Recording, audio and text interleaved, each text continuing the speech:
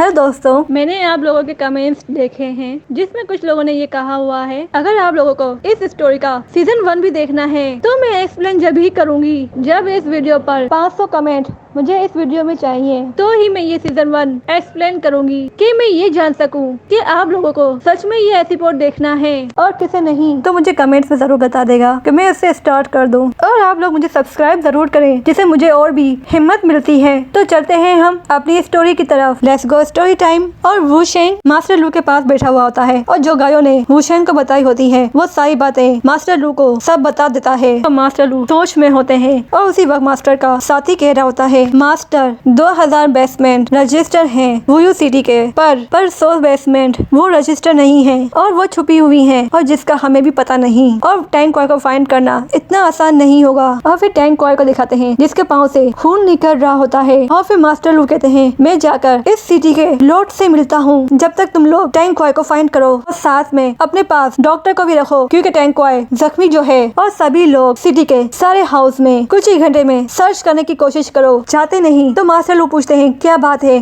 तुम लोग यहाँ पे क्यों हो। तो उसका मुलाजिम कहता है हम वो सिटी के तहखानों में ढूंढने के लिए जाएंगे तो पता नहीं लोग किस तरह से क्या सोचेंगे और हो भी सकता है मना कर दें और ये सब करते हुए कितना अजीब फील होगा। मास्टर लू कहते हैं इन सब चीज को इग्नोर करो, इम्पोर्टेंट चीज क्या है उसे फाइंड करो। और फिर भी इसके लोग कुछ कहना चाह रहे होते हैं और फिर मास्टर लू कहता है अगर जो लोग मना करे उन लोगों को पैसे दे दो या फिर उस बेसमेंट को खरीद लो। तो उनके साथी कहते हैं तो क्या हमें वूयू सिटी के सभी बेसमेंट को खरीद लेना चाहिए। तो मास्टर लू कहते हैं हाँ। तो उनके आदमी कहते हैं इसमें तो बहुत ही पैसे खर्च हो जाएंगे हमारे। फिर मास्टर लू गुस्से में कहते हैं मेरे लिए पैसे जरा भी इम्पोर्टेंट नहीं है। टैंक कॉय की लाइफ के आगे सभी लोग मास्टर के गुस्से से डर जाते हैं और वो एग्री कर लेते हैं और जाकर टैंक कॉय को सभी लोग ढूंढने लगते हैं। और फिर मास्टर लू जाने लगते हैं और साथ में वूशेंग को मना करते हैं और कहते हैं तुम जाकर आराम करो मैं ये सब देख लूंगा। और वूशेंग नहीं सुनता और कहता है मैं आपकी हेल्प करूंगा। तो फिर मास्टर लू एग्री हो जाते हैं और जितने भी लोग होते हैं पूरे सिटी में ढूंढ रहे होते हैं। और फिर मास्टर लू यहाँ के लॉर्ड से मिलने जाता है।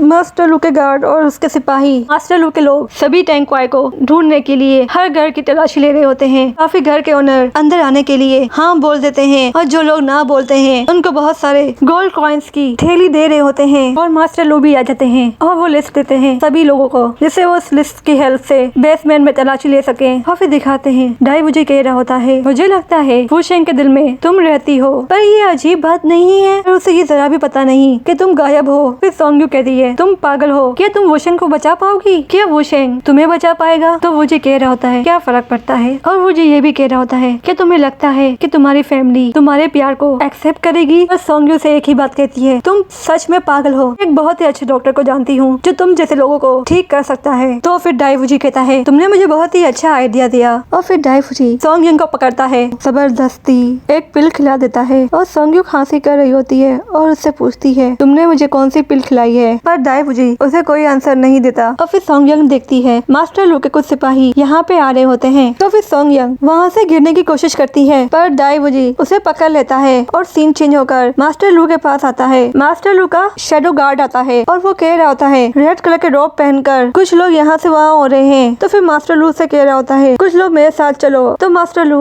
उन लोगों को उसे फॉलो करने को कहता है और खुद भी उस रेड रोब के पीछे जाता है। तो मास्टर लू के पास एक शेडो गार्ड आता है और वो कहता है हम इसे पकड़ नहीं पाए हैं। तो फिर दूसरा शेडो गार्ड आता है और वो कह रहा होता है वू शेंग ने कहा है ये सब ट्रिक है तो आप इसमें मत फंसे और इन सब में से कोई भी रियल नहीं है। और फिर डाई वूजी को दिखाते हैं जो सोंग्यंग को कह रहा होता है क्या तुम्हें मरना है। तो फिर सोंग्यंग कहती है डाई वूजी तुम कैसे इग्नोर कर सकते हो वूयू सिटी के रूल को। डाई वूजी कहता है उसके लिए कोई भी रूल नहीं है। और वूजी और सोंग्यंग छत पे होते हैं और मास्टर लू के आदमी जा रहे होते हैं। सिया गु आती है जो पॉइजन गर्ल होती है। तो सोंग्यंग उससे बोलती है तुम दोनों का रिश्ता क्या है। तो फिर पॉइजन गर्ल बोलती है मैं तुम्हारी हर बात मानी है और मैंने उनको डिस्ट्रैक्ट भी कर दिया जिससे वो तुमसे दूर रहे। तो फिर डाई वूजी मैप निकालता है जब हमने देखा था मैप को डिस्ट्रॉय कर दिया है पर दिखाया जाता है कि उसके पास वो मैप अभी भी है। तो सोंग्यंग कहती है तुमने तो वो मैप डिस्ट्रॉय कर दिया था तो ये असली मैप कहाँ से हुआ। तो डाई वूजी कहता है मैंने उस मैप स्क्रिप्ट को कॉपी कर लिया था। और फिर डाइवूजी पॉइजन गर्ल को रिकवर के लिए पिल भी देता है। तो फिर सॉन्गयंग तो ये देखने के बाद उससे पूछती है कि तुम दोनों का रिलेशन क्या है आखिरकार, पर पॉइजन गर्ल उससे कुछ नहीं कहती और वहाँ से चली जाती है। तो फिर सॉन्गयंग कहती है तुम अपने प्लान को अंजाम नहीं देने वाले। तो डाइवूजी कहता है फिक्र नहीं करो, अभी टाइम नहीं आया। लू मास्टर पूरी जगह पर टैंग क्वाई को ढूंढ रहा होता है और उसे वहाँ पर कहीं पर भी टैंग क्वाई नहीं मिलती। और वुशेंग भी सामने आता है और बाकी लोगों को भी टैंग क्वाई नहीं मिली होती और वो कह रहे होते हैं और उन लोगों ने काफी हद तक वुयू सिटी के बेसमेंट को देख लिया होता है, पर उन्हें टैंग क्वाई नहीं मिलती। और फिर मास्टर लू का एक और मुलाजिम आता है कि हमने यहाँ पर भी देख लिया, हमें वो नहीं मिली है। और फिर मास्टर लू समझ जाता है कि हमने पूरे सिटी को देख लिया तो वो यहाँ पर नहीं है, तो इसका मतलब है अभी एक जगह बाकी है तो वो वहीं पर होगी। और वो जगह होती है लॉर्ड मैंशन के, हो सकता है कि वो लॉर्ड मैंशन में ही होगी और उस बेसमेंट में बर्फ ही बर्फ होती है। तो वो लोग सभी वहाँ के लिए भागते हैं और फिर मास्टर लू वहाँ पहुँच जाता है और वहाँ पर बर्फ ही बर्फ होती है और वहाँ पे मास्टर लू को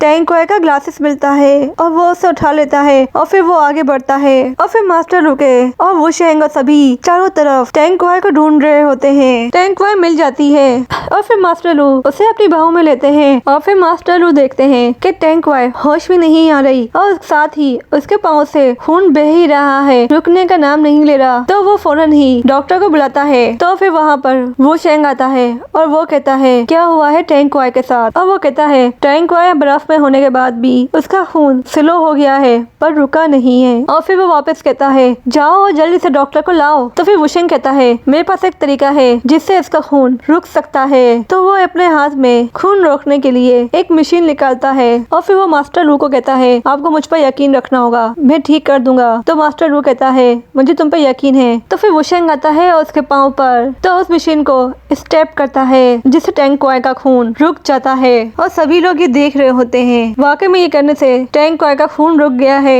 और फिर डॉक्टर से चेक करने के बाद कहता है टेंशन की बात तो नहीं है, वो ठीक है, ठंडी जगह पर रहने की वजह से और काफी ज्यादा खून निकलने की वजह से तो वो कुछ टाइम तक बेहोश रहेगी 3-5 महीने में और वो आहिस्ता आहिस्ता रिकवर हो जाएगी 3 या 5 महीनों के अंदर अंदर। और फिर डॉक्टर वहाँ से जाता है और फिर मास्टर लू से कहता है मैंने काफी टाइम से कोशिश की थी कि इसका खून रुक जाए। तो मास्टर लू कहते हैं मुझे यही फिक्र थी कैसे रोकूं, तुमने आकर टैंग क्वाई की जान बचा ली। तो फिर वुशेंग उसे वो मशीन देता है और कहता है ये खून रोकने की मशीन है और इसे तुम रख लो, जब भी तुम चाहो इसे यूज कर सकते हो। और साथ में कहता है कि ये 1 साल बाद एक्सपायर हो जाएगी तो तुम इसे सिर्फ 1 साल तक ही यूज कर सकते हो। तो मास्टर लू से शुक्रिया अदा करता है और फिर शैडो गार्ड आता है और कहता है कि हमने डाइवूजी को फाइंड कर लिया। क्या वुशेंग को पता लगेगा कि सोयंग गायब है और वो किसी और के पास नहीं डाइवूजी के पास है। मैं आप लोगों का शुक्रिया अदा करती हूँ कि आप लोगों को मेरी ये वीडियो पसंद आ रही है और यहीं पे हमारी स्टोरी खत्म होती है। अगर आप लोगों को हमारी स्टोरी पसंद आती है लाइक और सब्सक्राइब करना मत भूलेगा। जब तक के लिए बाय बाय।